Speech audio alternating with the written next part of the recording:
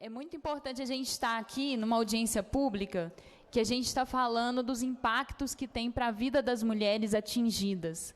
Porque isso tem a ver, sobretudo, e a gente precisa reforçar, que isso não é uma coisa de hoje, né, que a gente está refletindo, isso faz parte, quando a gente está falando de impacto, quando a gente está falando de violência, a gente está falando que isso faz parte desse modelo que está colocado.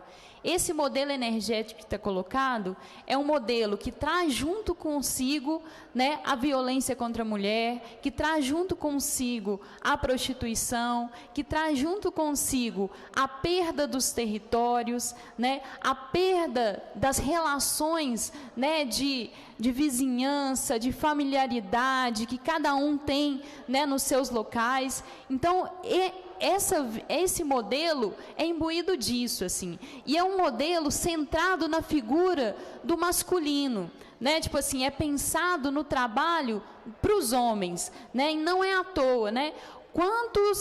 Todos esses grandes projetos, né, são projetos que chegam às cidades, às vezes às cidades pequenas, né, um número grande de homens, né, muitas vezes milhares de homens, né? Teve projetos em cidade que eram mais de 5.000 homens chegando numa cidade que às vezes tinha uma população menor do que isso, né? O que significa isso para aquela população?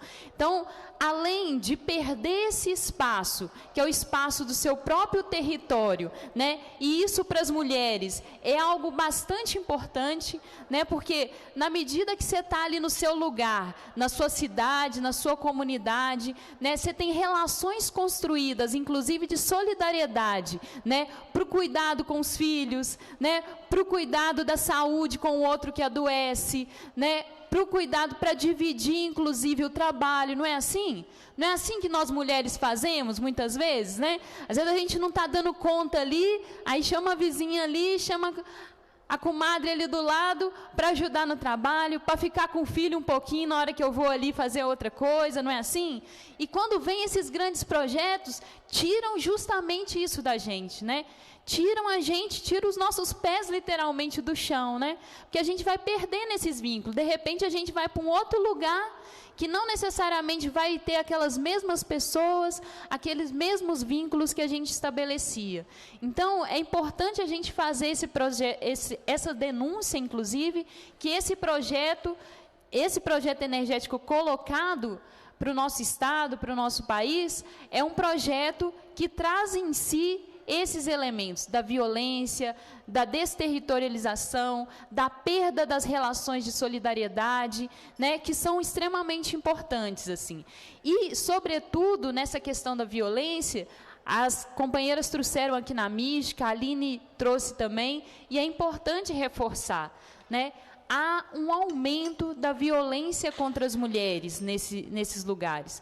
Sim, pelo aumento do número de homens nesses lugares. Por quê, gente? Porque nós, mulheres, os nossos corpos, ainda para essa sociedade, é tido como a gente é mais uma mercadoria. Então, a gente está disponível para os homens, né? Então, quando chegam muitas vezes os trabalhadores em uma cidade, né, veem as mulheres, acham que as mulheres estão disponíveis. E aquelas que ousam dizer não, eu não estou disponível, sofrem com a violência, né? Então a gente não pode muitas vezes andar mais, né, nas ruas, nos lugares a gente andava às vezes sozinha, né, porque a gente já fica com medo, né?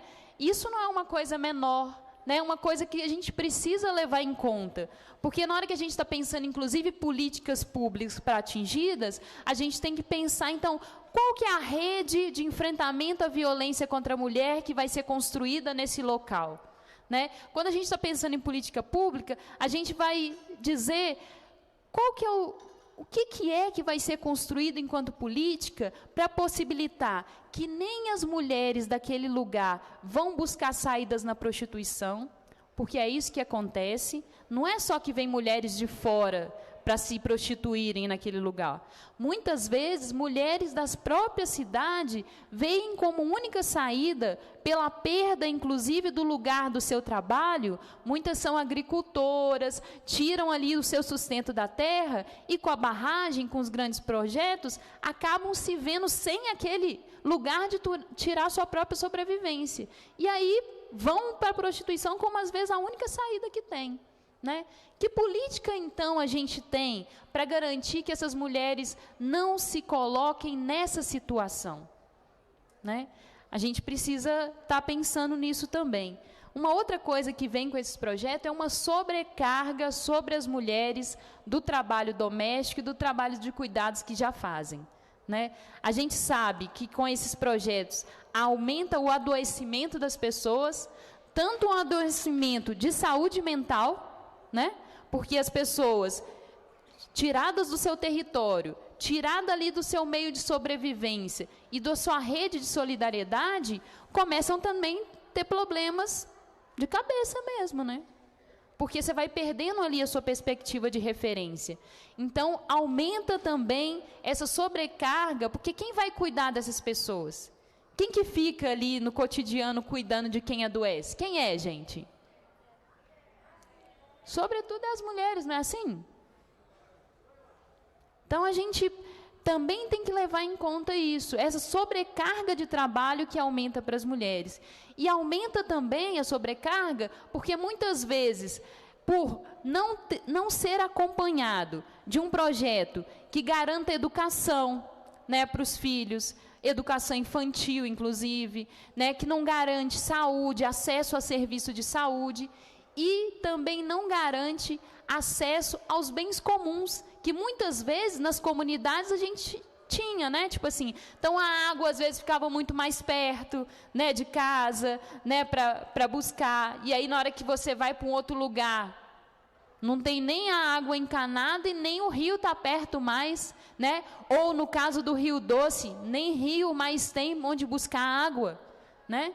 Então, esses grandes projetos são acompanhados desse tipo de violência contra nós, né? E que tem tudo a ver, passa sim pela nossa vida como mulheres. Ao mesmo tempo que a gente, né, denuncia e traz todos esses elementos aí, que são coisas muito ruins, né, para as nossas vidas, né, e que o Estado inteiro de Minas Gerais, a sociedade precisa saber disso, porque muitas vezes isso é invisibilizado, né, e na hora que vai fazer, inclusive, vocês trouxeram aqui também, essas negociações, as empresas chegam, relegam as mulheres para o papel que esse modelo é colocado, né? Se esse modelo coloca as mulheres como mercadoria, também acha que o lugar delas é dentro de casa, caladinha, só reproduzindo ali a lógica do trabalho doméstico, né? Então, o que a gente vem mostrar, e eu acho que essa mesa aqui não é à toa, né?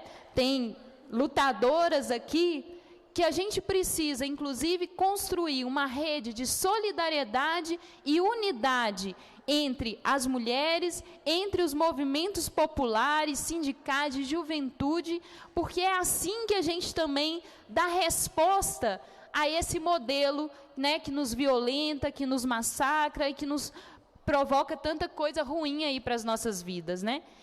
E nesse sentido, a gente vem demonstrando muita força na hora que a gente vai fazendo esse enfrentamento, né? A Aline trazia aqui, olha, a maioria do nosso movimento é de mulheres, porque as mulheres, por sentirem, né, nas suas costas, né, na sua pele, né, essa violência, que é a violência de perder seu território, a violência sobre seus corpos, de ser tratado como uma mercadoria, também são elas que também se rebelam e querem gritar mais forte, né? Não, mulherada?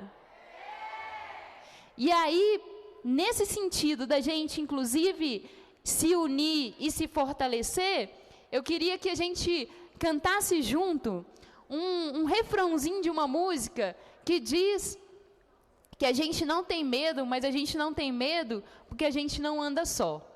Vamos cantar junto? Ela diz assim: não mexe comigo, que eu não ando só, que eu não ando só, que eu não ando só. De novo. Não mexe comigo, que eu não ando só, que eu não ando só, que eu não ando só.